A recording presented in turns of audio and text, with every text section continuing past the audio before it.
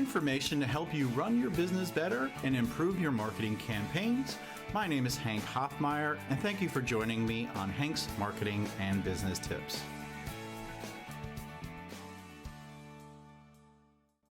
Welcome to the Hmbt podcast. This is episode 239. Today, I'm joined by Larry Wilson. He's the founder of Wilson Method Communications Training. And we all want to be effective communicators. And it was great for me to find Larry and bring him on the show today because I think he's going to give us a lot of value when it comes to effectively communicating with people. He is an Emmy-nominated television performer, communications trainer, and 2017 Comedy Magician of the Year. How many comedy magicians do you know? I know magicians and I know comics, but how many comedy magicians do you know? Larry, thank you for joining me today. I think we're going to have a blast. I think we're going to have a great discussion around communication. Oh, thanks, Hank. I'm very, very happy to be here. And, particularly, I'm pleased that you asked me to do this because sometimes people seeing my background think, oh, this just has to do with entertainment.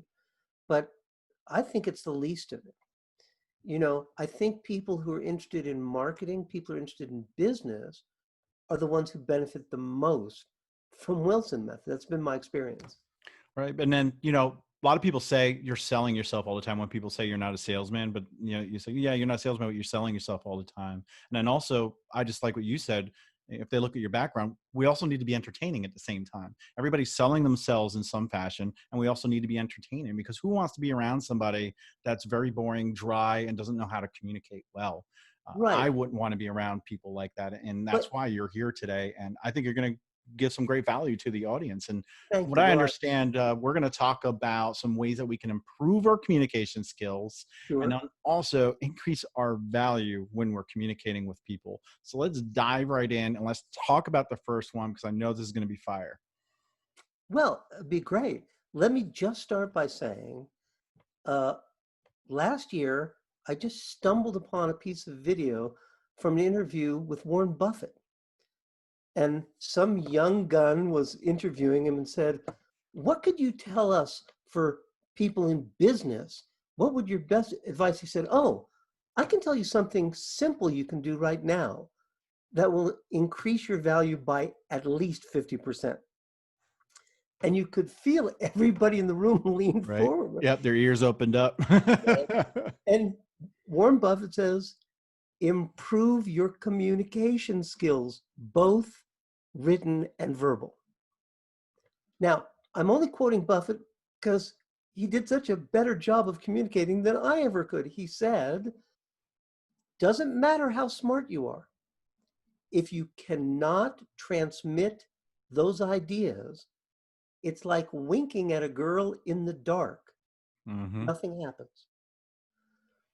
I fell down on the floor when I saw that because I just thought, that's everything in a nutshell right there. So does that mean that there's not a direct connection possibly to being smart and communicating well? Well, that's really interesting the way you phrased it. I don't think there's any connection between them, but it doesn't mean that it is also the opposite or antithesis of that. It doesn't mean that people who are really smart are necessarily bad communicators, but it certainly doesn't mean they're good communicators. And I know you've seen this, Hank. I know you've seen this. And I would imagine all of your people who are in your audience have seen this. Someone who's so brilliant, but we can't quite get what it is they're saying. Yeah. And I'm like that. What is that? The curse of knowledge. When you talk to someone and you feel like they know or they should know what you're talking about, like something like as simple as doing something on a computer and you just talk, at them rather than with them and find out what they need to learn, how they need to learn it. Well, I'm going to teach some stuff to your people today that's going to eliminate 90% of that. Awesome. Maybe I'll learn something too. Well, I'm sure you will. I think you have an edge over people because you've been doing this podcast. And one thing that I always tell people is, I learned this from a yoga teacher of all things, the body does well what the body does often. True. You're doing this podcast all the time, which means your communication is getting better and better all the time.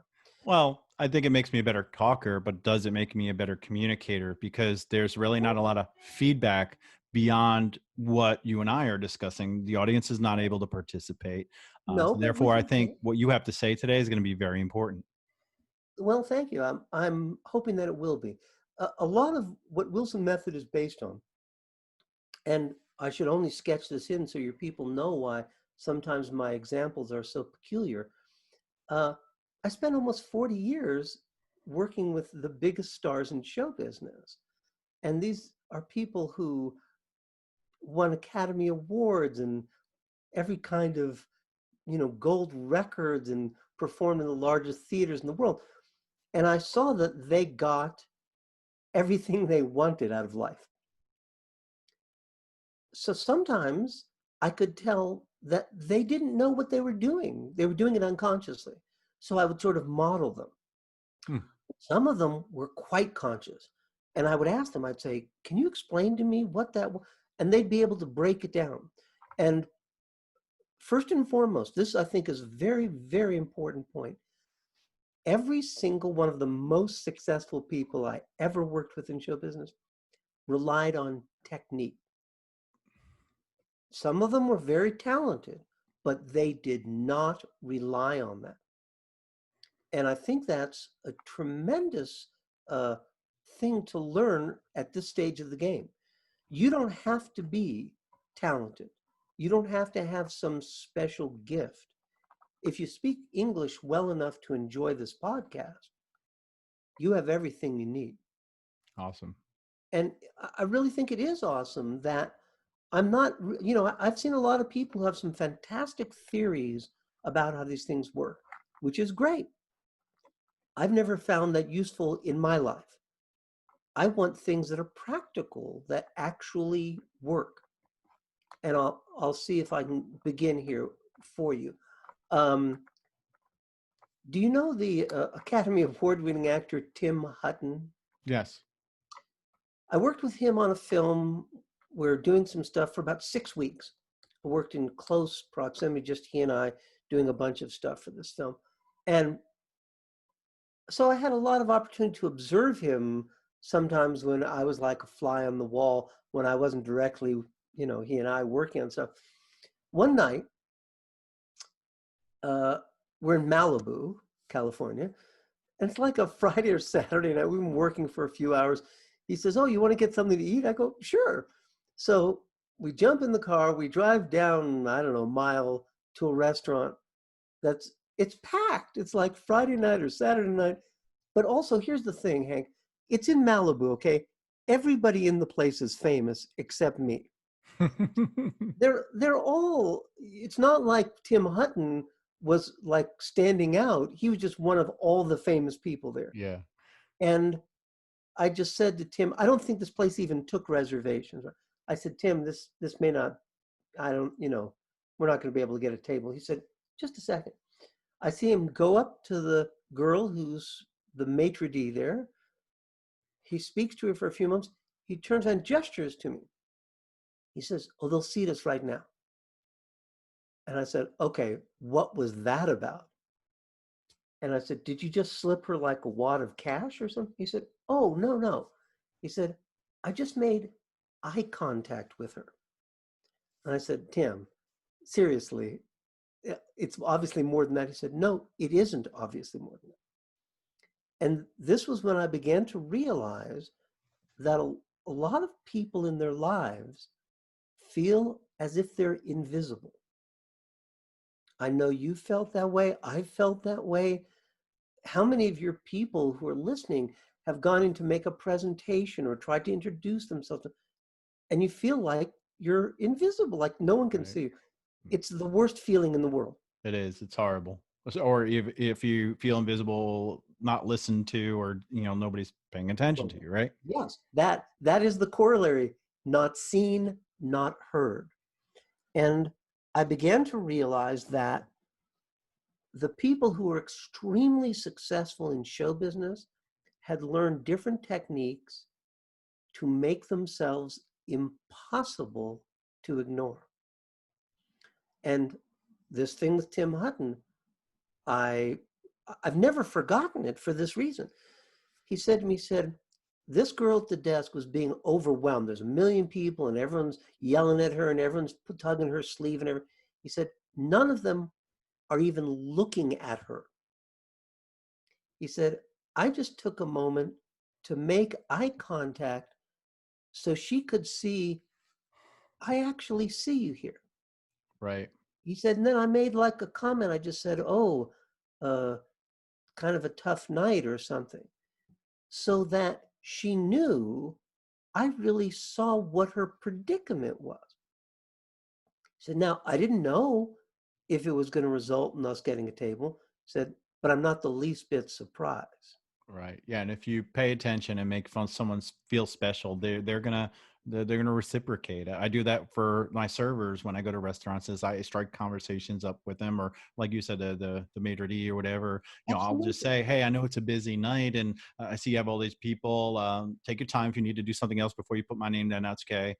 Just hoping to find out how long the wait is. And then you see them smile because somebody actually treated them like a human being rather than just saying, how long is the wait? You know. Well, it's funny now, Hank, you're pitching me underhand softball pitches because I wasn't going to address this, but you just brought up, you said a smile. A lot of Wilson method technique is about semiotics, that is nonverbal signaling. Now, my clothes are semiotic signaling. They say something about me. It doesn't mean that they're always 100% accurate. It doesn't mean if you look at this and think, oh, this guy's Daddy Warbucks. Well, that doesn't necessarily mean that's true, but it means something different than if, I'm dressed differently. Pardon me. So with that in mind, a smile is semiotic information. And a lot of people think when you're on the phone, and not on Zoom, but you're on a phone, that smiles cannot be heard, but they can. And I always used to force myself. I felt so weird doing that. I bought a mirror. I actually had a mirror, and I'd stick it in my cube, and I would look up. And when I would start talking, even especially leaving voicemails, I would just look at myself and make sure I'm smiling. That's fantastic. May I have your permission to use that? Yeah, by all means. That that absolutely 100%.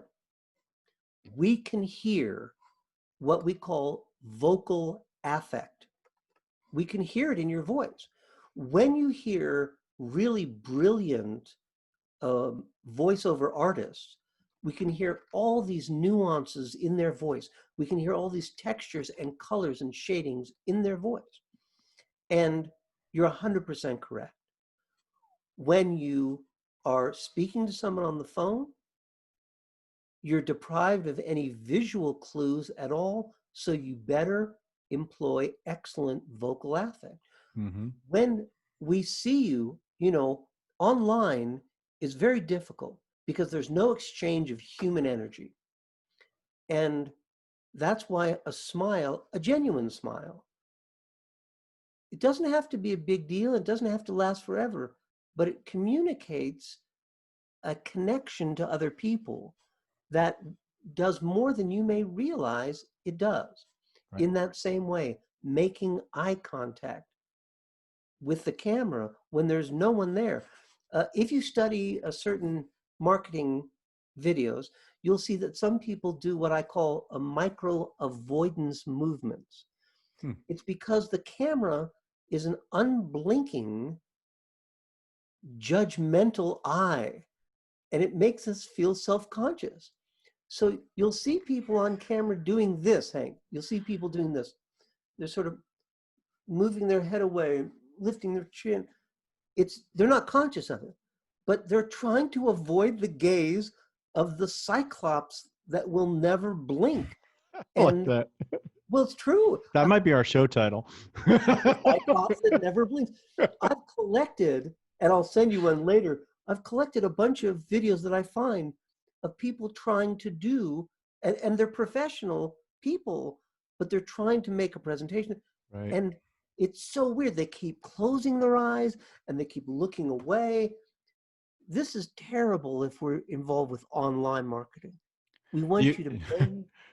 thinking about the opposite of that when I'm on calls, and because I'm a public speaker and I do a lot of webinars, I do a lot of workshops, and I've been doing a lot on Zoom. Is I still feel very strange doing this, but I look at the camera lens and I'm not looking at you. Like right now, I'm looking at you in Zoom, and now I'm looking at the camera lens, and I sit there and I look at it, and I make sure that I'm cognizant that I'm looking at that rather than you, because people could see if my eyes are looking a little bit down, especially if I have Zoom very big, which right now you're very small and close to the lens, but Mm-hmm. a lot of times when people are on Zoom meetings, you see them like they're looking over here like this and they're talking, and that just doesn't look right. I've become attuned to look into the camera lens. I told you that you had an advantage over everyone from doing this. You're exactly right. I'll give your people a tip right now. If you have difficulty staring into the camera lens, print out a photo of someone you admire or like or have good feelings about, cut a hole in one of their eyes, and mount it on your desktop or laptop so that the camera lens is looking through that hole you cut in their eye. Maybe Then right now a good tip would be to say, cut out a picture of wherever you want to go on vacation and put that there, because people will look at that and dream about that. that's so good. Yes, here's a picture of Hawaii. Here's a Yep. picture of Fiji. Here's a picture of the Eiffel Tower. Put that so that you have to look at that and you're staring right at that Yep. camera lens. A waiter with a Mai Tai right in the middle of the picture in Hawaii, and you poke out his eye, and there you go. Exactly. That's exactly right. And I'll tell you something. These are very simple things to do, but like you pointed out, when you aren't making eye contact with the camera, we don't feel a connection with you. And I will frequently say there's 3 C's in Wilson method. I want you to be able to connect before you've spoken a word so that you can communicate your message and create authentic bonds with people. Right. If you have those authentic bonds, you don't have to do any selling. People will ask you, what can I do for you? Or how do I get involved? Or can you tell me more? They'll ask you when you have authentic bonds with them. Right. And I'll tell you, because I know I don't want to take advantage of your generosity with time here. I'll give you another incredibly easy thing to do that will improve your communication by a factor of 10. You remember Hugh Hefner? Yes. Many years ago, I was invited to a party at his mansion. And I went there, and it was a lovely party, packed with people, hundreds of people there. And this girl who had brought me said, "Oh, I really want you to meet Hef." And I'm thinking, you know what? Hef doesn't want to meet me. And she goes, "No, really, he's great." I thought, oh, God, all right. So she drags me over there and says, "Oh, Hef, this is my friend Larry I was telling you about." And he says, he's very polite. He said, "Oh, hi." And then he said, "Kim tells me you just graduated from University of California." I said, "Yeah." And he said, "What was your major?" I said, "Film production." And he says, "Oh, do you like film noir?" Now, this is a sort of a genre of Right. films, Yeah. but not everyone knows about it. And I said, "Well, yeah, I love film noir." He said, "Do you like the bad and the beautiful?" I said, "You mean the greatest film noir ever made?" He said, "Isn't Gloria Graham the most luminous woman you've ever seen on screen?" I said, "Tell me something. Why didn't she become famous?" He said, "Well, I think because of the time her face wasn't the shape that a lot of femme fatale." Next thing I know, I'm talking to him for about 40 minutes. There's a crowd of several hundred people around us who are looking at me like they want to kill me, okay? They want me out of there. And I just said, "Oh, sorry, excuse me, I didn't mean to take up your time. I just wanted to say hi." And he said, "No, it's really nice meeting you." And I walked away thinking, now this guy was very plain to homely looking guy. He was not a handsome guy. But I thought, oh, I totally understand his success with women. This guy listens to you and responds to what you're saying in a way that makes it unequivocally clear that Right. he sees you and hears you. This is not hard to do, but you have to be conscious about doing it. Have you heard the NPR version of the film noir, where it's the comedy sketch version? It's hilarious. It's so No. funny. You Oh, should no. go to their website and listen to one of them, and then you'll probably end up listening to more. But it's just it's funny. It's just meant to be funny. It's like half the times the detective, nobody understands him, and it's Right. just so funny. Right. Well, It's it's true. hilarious. That's But very funny. you I'll have know, to. I don't know if you talk about this or if this is something that you were going to bring up, but also a lot of times I used to do webinars where wasn't on camera and it would be just me and my voice, but I Mhm. still ended up, and I would think I used to do it in an office and people would walk by and see me. I'm making these grand gestures. My arms are going out and I'm smiling and I'm moving and I'm standing up and actually I just did a video on LinkedIn and it's on my YouTube channel where Wednesday I did a webinar. I was sitting down like I am now and I have a standing desk. So for the one yesterday, Thursday, I had the desk up and I stood and I kind of went back and said, hey, that was kind of like a split test. And I think Thursdays went so much better because I was more energetic, more vocal. I was more in tune to what was going on. I was able to fluidly change my slides and check for questions because I was moderating as well. I felt Absolutely. like because I was able to move around, stand and move my arms more, move my body, that I actually communicated better. Absolutely. If you see any video, and I know it's out there online, of big stars who are doing voices for animation. Uh, the first one, of course, who comes to mind, because I knew him, was Robin Williams. And Robin, in the recording booth, there's no video. He's just doing a voice for a cartoon. He's all over the place. But it's not just because Robin is so animated. Anyone who's doing a really good voiceover reading, you'll see they want to stand up, they want to use their whole body because we can hear it. We can hear the difference in their voice. And there's no question. I mean, there's absolutely no question about that even when we can't see you, and this is also why, you mentioned before about a smile, even if we can't see you, if you're on the phone.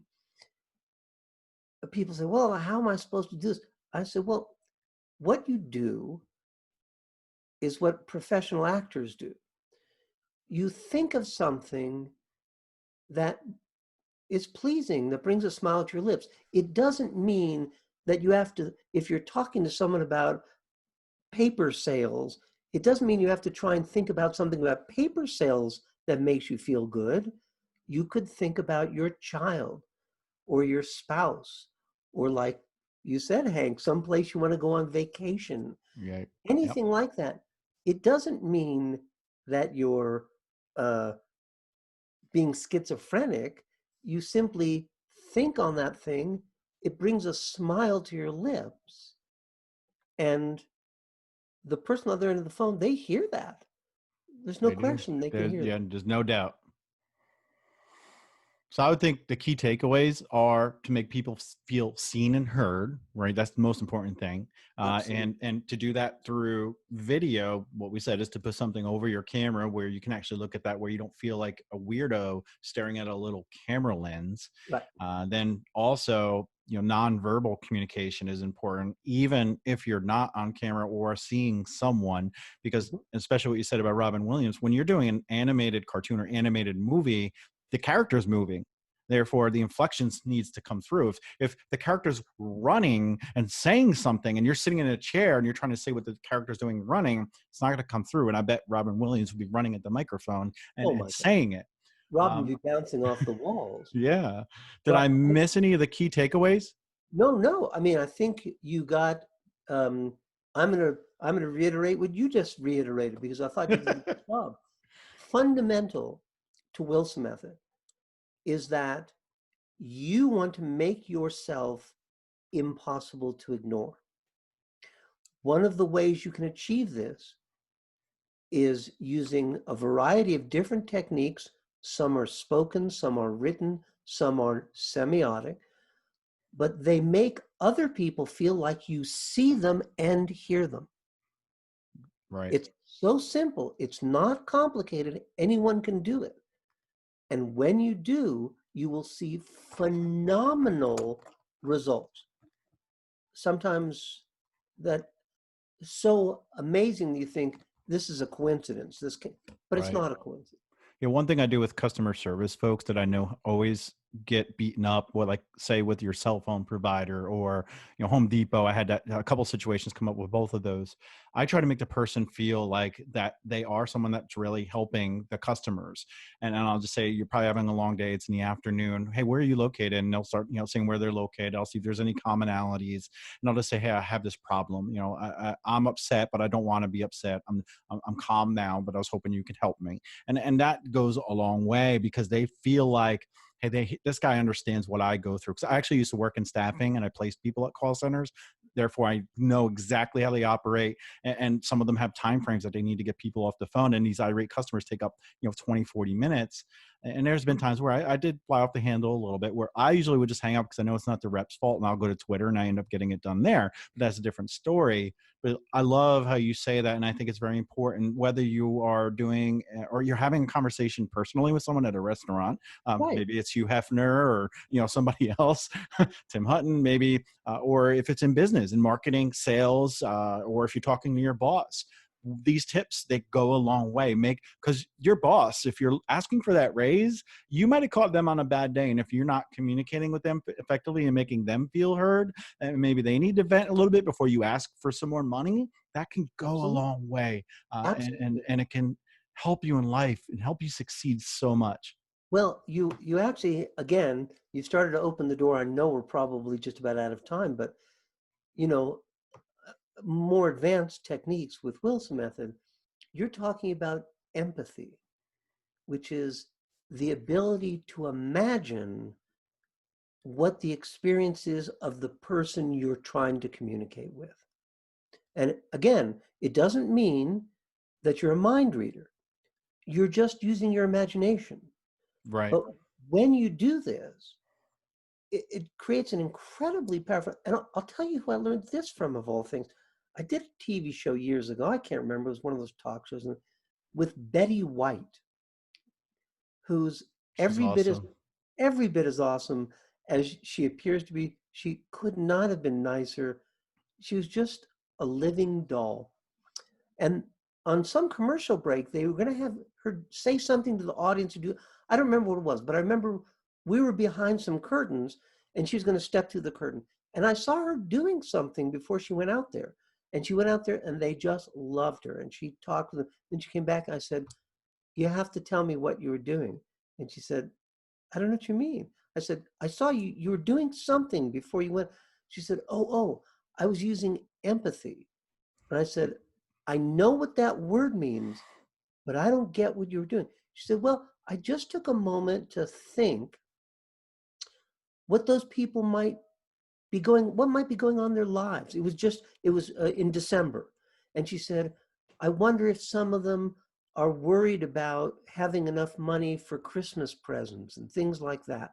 She said, I wonder if some of them are thinking about relatives they'll get together. I wonder if some of them are thinking about people who are no longer with them. And, it blew my mind. I just said, oh my God. And she said, here's the thing. When you use empathy, you are no longer adversarial. You're not this. She said, you're on the same team. Now you're friends. And I realized that's the experience. Every time she comes anywhere and speaks, it's like everyone is her friend. Right. Well, that's an unbelievable skill to have.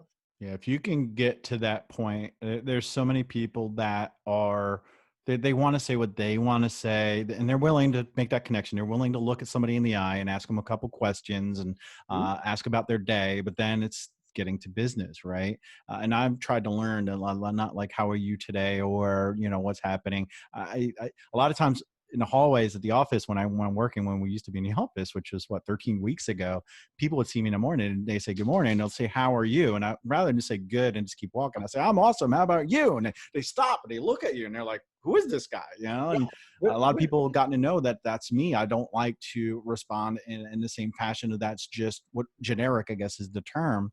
yeah, But yeah, if you truly empathize with somebody's day and what they have going on, and then at some point get to what your agenda is, like if it's going in to buy something, you need to buy it at some point. But sure. build those relationships. You just never know where it comes from, and Those, you have that's those great. authentic bonds. If you create those authentic bonds, they last a lifetime. And in fact, I'll tell you, it's funny that you should say that. One time, I was good friends with another Academy Award-winning actor. I don't know if you'll know him because he's an older guy, Carl Malden. I know the name. I don't You know really him? know him well or Well, know of him a well. lot of Americans know him. He won Academy Award with working with Marlon Brando in Streetcar Named Desire and On the Waterfront, and did a bunch of all kinds of films. But then he did a TV show, must have been in the 70s, called The Streets of San Francisco. And he once told me, he said, I've won these Academy Awards and I've been on Broadway. He said, it wasn't until I did television that people started recognizing me everywhere I went. And I would learn so much just by watching him. And sometimes I would ask him. One time I remember I said, Carl, I have to ask you, every film you're in, you're different. But every time, and I was just talking about this. I said, let me ask you a weird question. Can you tell the difference between a good actor and a bad actor? And he said, oh, yeah, sure. It's easy. I said, really? He said, oh, yeah. Now, this is a guy, of course, you understand, who worked on Broadway, doing Streetcar Named Desire on Broadway for a couple of years, doing, I guess, 8 performances a week for a couple of years. I said, how can you tell? He said, well, it's very simple. He said, a good actor, doesn't matter how many times you've done the scene, like if it's the second year of a run on Broadway, he said, they're listening to you like they have no idea what you're about to say. And when they hear you say it, they're not sure how they feel about it. I mean, it takes them a moment to think, Right.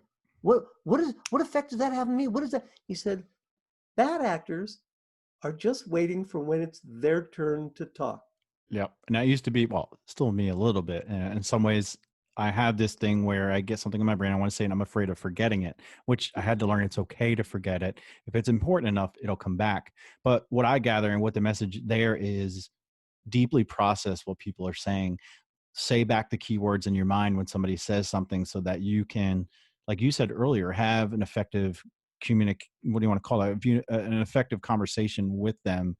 You don't have to be, and circling back to the beginning, you don't have to be smart. You don't have to have the highest IQ to be able to do that. You listen. Hey, he talked about a ham sandwich. Let me ask him how the ham sandwich tasted, rather Right, than me saying, oh, wow, I'm hungry. Maybe I should go get a ham sandwich. Right. right. And it's also funny because I'll tell you, as you as you proceed with Wilson method training, eventually, I think almost all my students start to realize as you get more skilled, the actual words matter less and less. Right. Because they come out fluidly and you just do it. It's habit. Right. And so you don't have to worry, like you said, about forgetting something. If it's important, it'll come back. But what's much more important is that connection you have with the person you're communicating with. Right.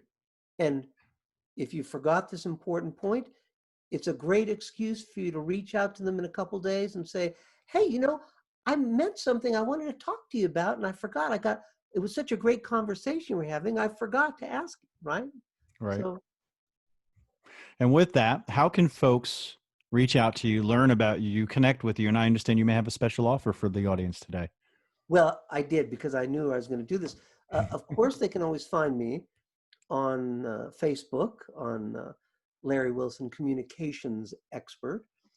But if they would like something very exciting, more training for free, they can go to thewilsonmethod.com/remote. I just created a program called Remote Control Revenue.